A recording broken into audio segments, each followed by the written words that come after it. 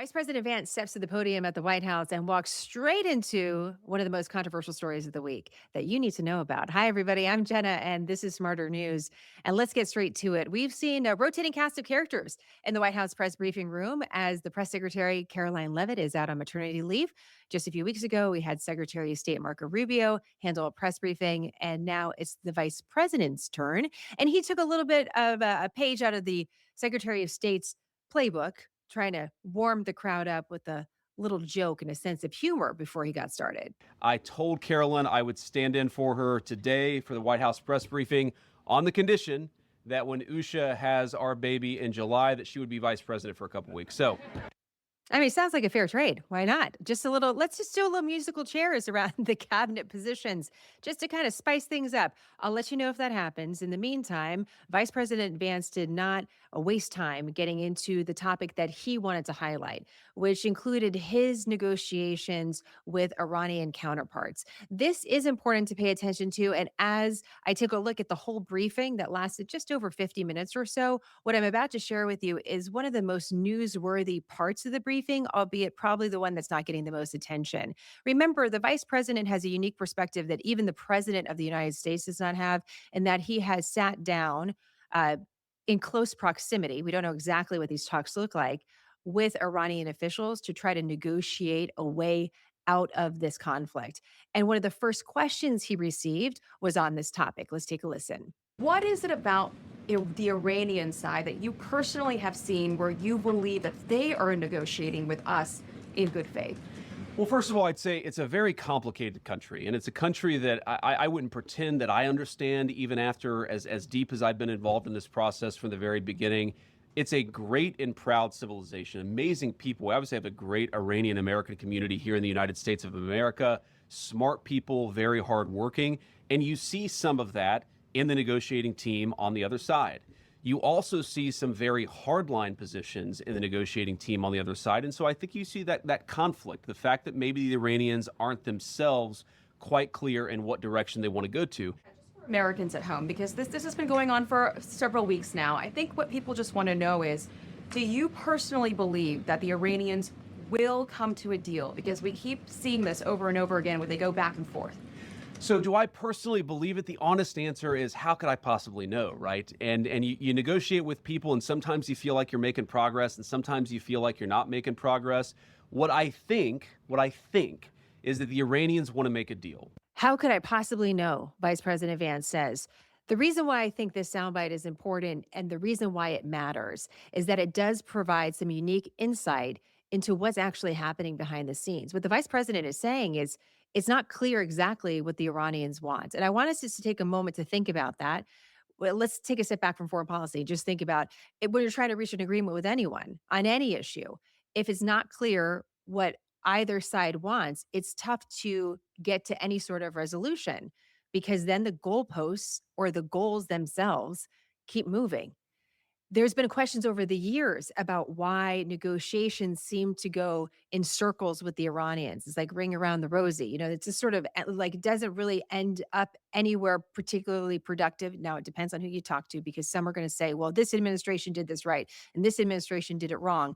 But as of right now, we're at a stalemate with Iran. And the big question in front of us is what actually breaks that stalemate. What the vice president is telling the American people is he doesn't know. Now, whether he's saying that publicly just to present a little bit of a vagueness around these really important negotiations, that could be part of a strategy. I'm going to take him at his word that what he's saying is he's not sure what the Iranians want, and therefore negotiations are difficult to be fruitful. And so one of the questions we're asking is, what does winning look like? For the United States here, what does winning look like? The United States says we do not want Iran to have a nuclear weapon. We do not want Iran to be a state sponsor of terrorism that threatens the U.S., our people, our allies. This is our clear goal. How do we get to that is another question entirely. And quite frankly, it's been a question that is beyond just our current news cycle. So I wanted to make sure that you saw this. Let's switch to the next big story, though. And this is one of the most controversial stories of the week.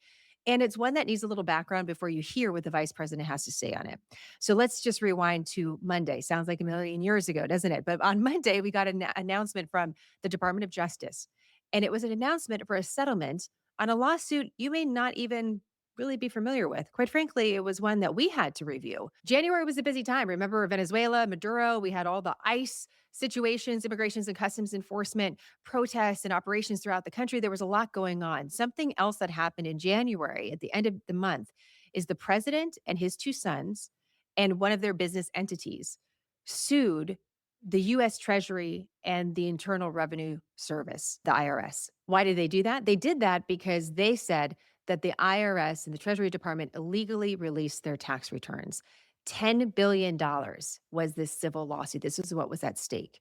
Now, we haven't heard a lot about this case in the time between now and then. So, this announcement on Monday was a bit of a surprise, and it was an announcement of a settlement. So, settlement is usually a way that you have two opposing sides reaching an agreement, not having to go to court. And typically, it would suggest, past is precedent that those that are suing that want something would get a payment of some sort as part of a settlement or get something in exchange.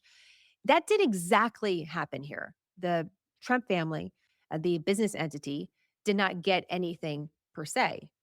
What is part of the settlement, though, is the announcement of the Anti Weaponization Fund.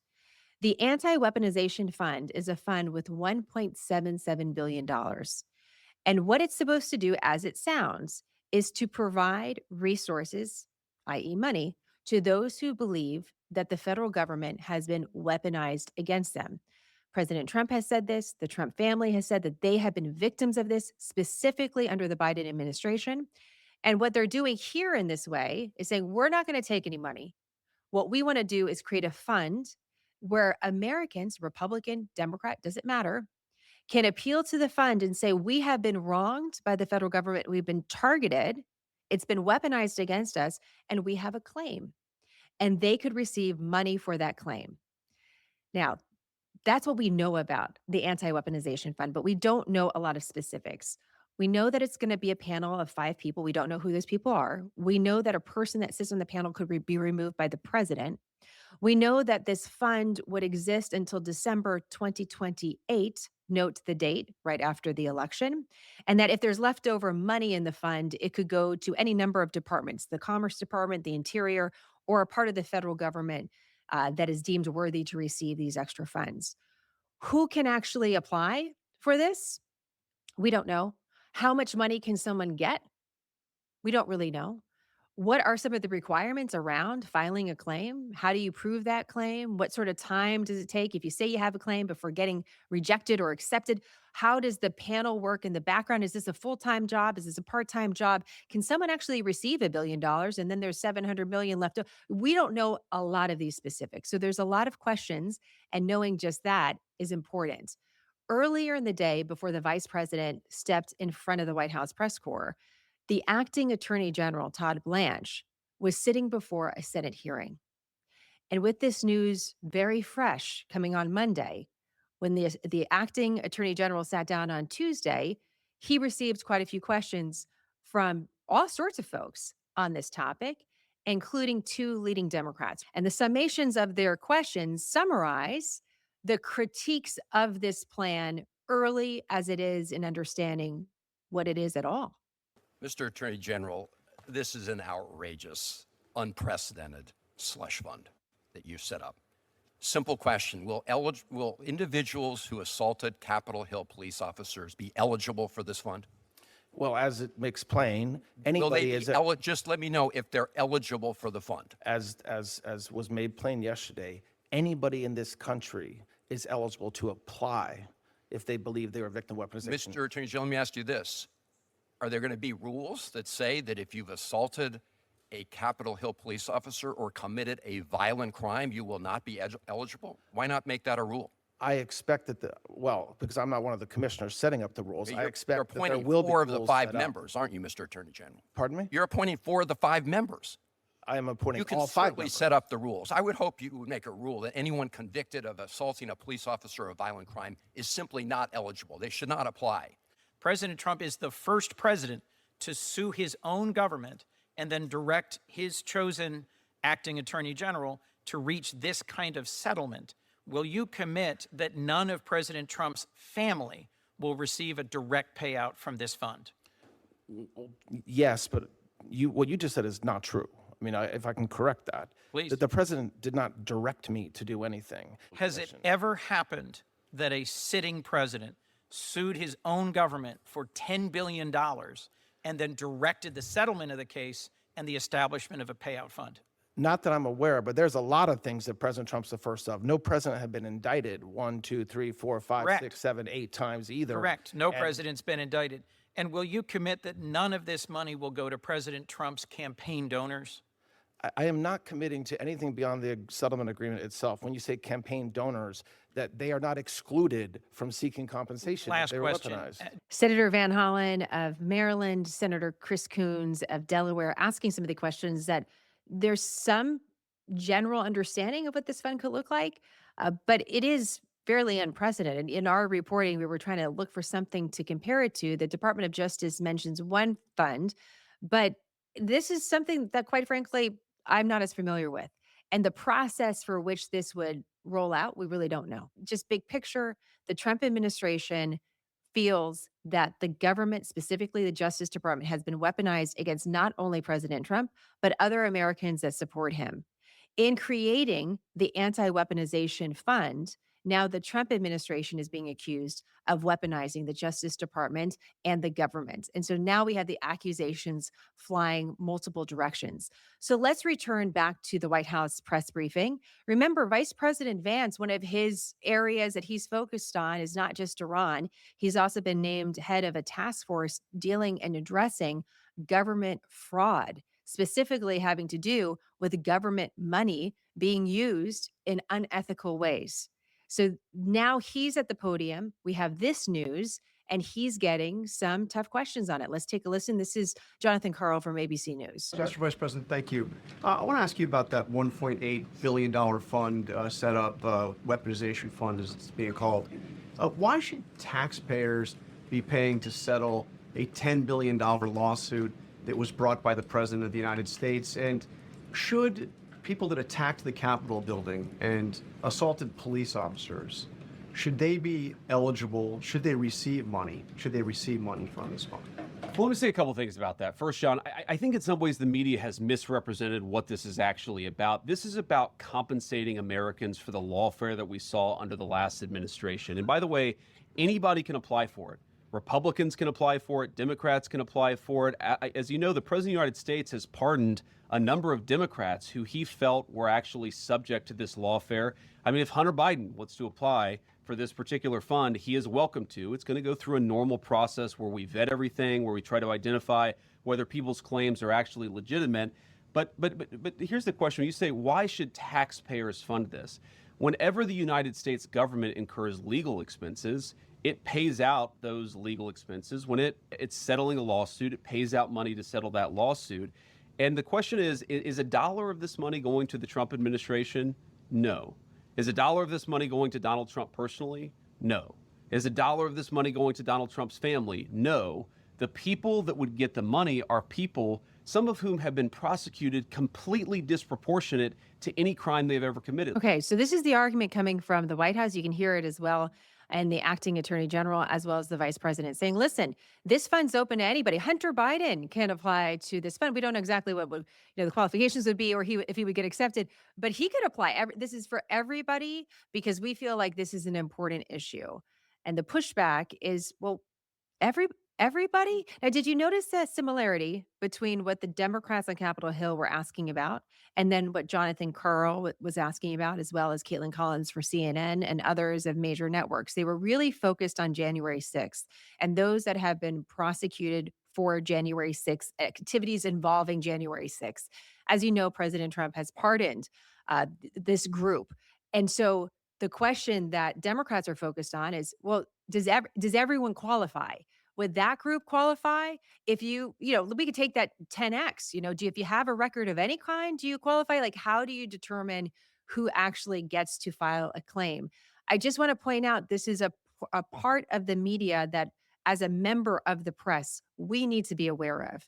When I hear Democrats on Capitol Hill ask a question hours earlier before that same question is asked in the press briefing room on the very same topic. Remember, we heard, the senators are asking about January 6th. Then we have members of the press asking about January 6th. January 6th is a small portion of the US population, but it's a similar focus for two of these groups. What would have been better for members of the press here if they were curious, if they had heard this from Democrats on Capitol Hill, said, well, we heard from senators such and such and such and such, and this is what they're asking about. What's your response to that?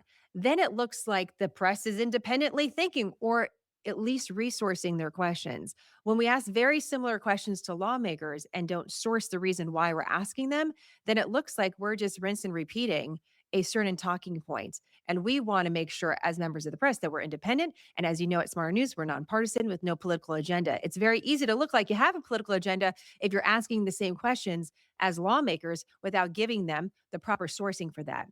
Now, it's also true that members of the press may arrive at the same questions as lawmakers. And I don't know if Jonathan Karl or Caitlin Collins or any of these groups were actually listening to the acting attorney general testify in the Senate before they headed to the White House press briefing. I think it's 50-50. It was a big event to watch, and maybe they were watching and that helped inform their question, or maybe they just were thinking about it themselves.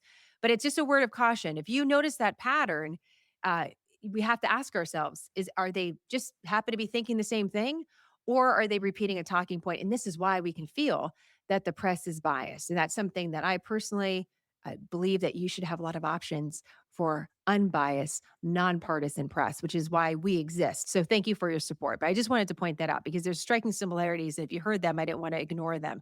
So again, we have this story in front of us, and it's a big one. That's a lot of money, $1.77 billion.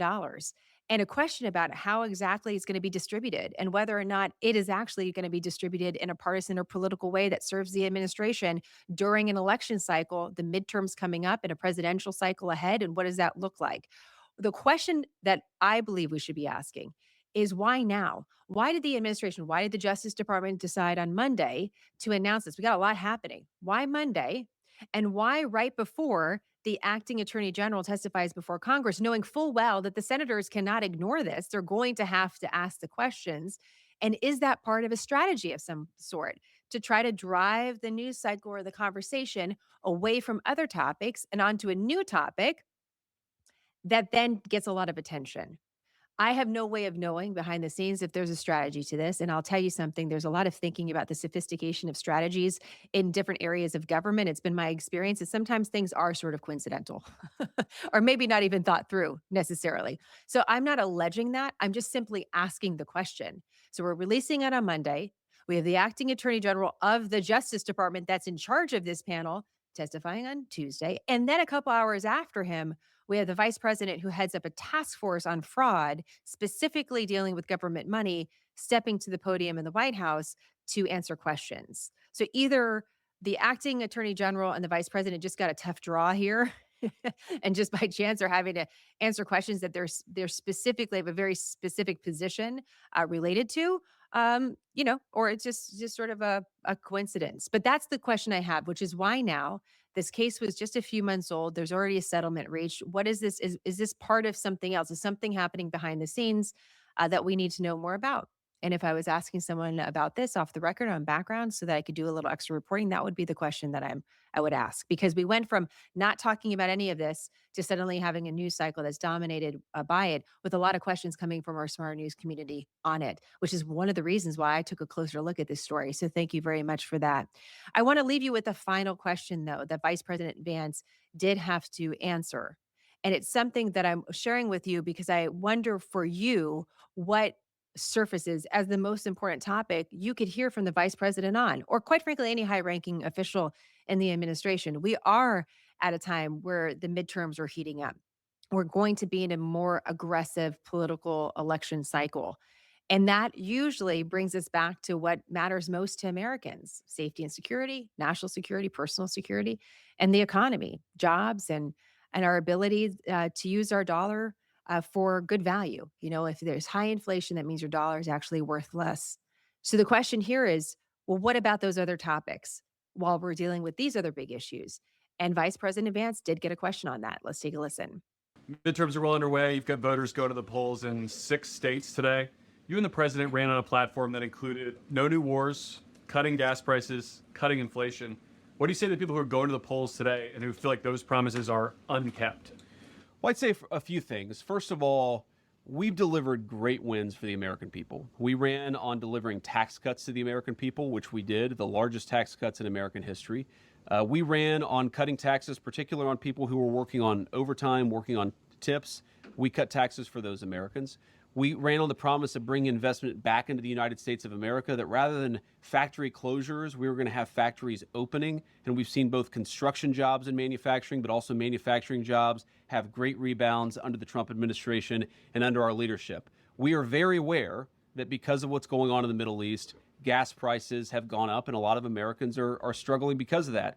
Our view is that it is a temporary increase. We're taking a number of steps to try to push back against it and try to ensure that Americans are paying as little at the pump as possible. But I feel quite confident after we've taken care of business in the Middle East, those prices are going to come down. And there have been a lot of prices, as you know, a lot of prices from rent to housing, where we still got a lot of work to do, but we do see some real progress made across the economy on pricing, but also on people's jobs. For me, No follow up on that one. What do you think about what the vice president said, that there's great wins? Do you feel that the Trump administration has some great wins for the American people as far as the economy, or do you feel like there's big misses that are missed opportunities? I'm curious your thoughts on that. As the vice president was speaking there, I was thinking about an article that I read in The Hill this morning, a newspaper that's really focused on Capitol Hill and politics, taking a look at who actually emerged from our primary day this week, which was on Tuesday, and who actually won in their primary elections. And so far, at least this week, it looks that like President Trump backed candidates are emerging as the victors versus other Republicans who did not have the president's support. The interesting point that was brought up in this article was that as the president chalks up those wins, what it sets up in November is Democrats can run specifically against him and his policies without even necessarily touching an individual candidate. And so that kind of gives us an idea of the paradigm that could emerge as we get closer to election day in November. Now, here's the final question for you guys. Who do you think's up next in the White House press briefing room? If you could choose a member of the cabinet, who do you want who do you want to see next? I mean, I don't know. It's like they're keeping us guessing every little bit. Who would you like to see? Who would you request? Maybe we just need to have we could have the Secretary of the Interior. We could talk about national parks next. It could be something a little easier. Summer travel, national parks. I don't think they'll take my suggestion, but we'll see. We'll see who ends up stepping to the podium. And I'm always curious for your questions, your comments, your thoughts on these news stories and how we can better serve you as quick, concise, nonpartisan, smarter news. Have a great day, guys. I'll see you soon. Bye.